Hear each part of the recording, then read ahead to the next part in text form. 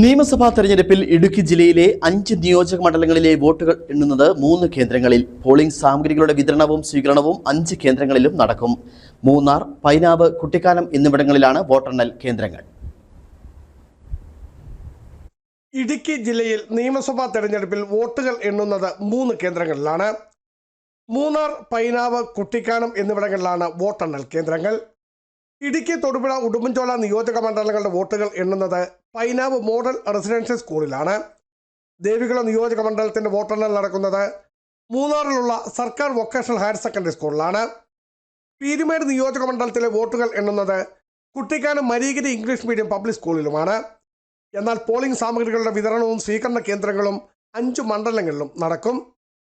ദേവികുളം നിയോജക മണ്ഡലത്തിൽ മൂന്നാർ സർക്കാർ വൊക്കേഷണൽ ഹയർ സെക്കൻഡറി സ്കൂളിലും ഉടുമ്പൻചോല നിയോജക മണ്ഡലത്തിൽ saint Sebastian's higher secondary school നെടുങ്കണ്ടത്തും, തൊടുപുഴ നിയോജക മണ്ഡലത്തിലേത് ന്യൂമാൻ കോളേജ് തൊടുപുഴയിലും, ഇടുക്കി നിയോജക മണ്ഡലത്തിലേത് MRS പൈനാവിലും, പീരുമേട് നിയോജക മണ്ഡലത്തിലുള്ളത് മരീഗിരി ഇംഗ്ലീഷ് പബ്ലിക് സ്കൂൾ കുട്ടിക്കാനത്തുമാണ് നടക്കുന്നത്. ഇതിനാവശ്യമായ എല്ലാ മുന്നൊരുക്കങ്ങളും പൂർത്തിയായി വരികയുമാണ്. Biju Vaishan Parambil, Idukki vision news, Idukki.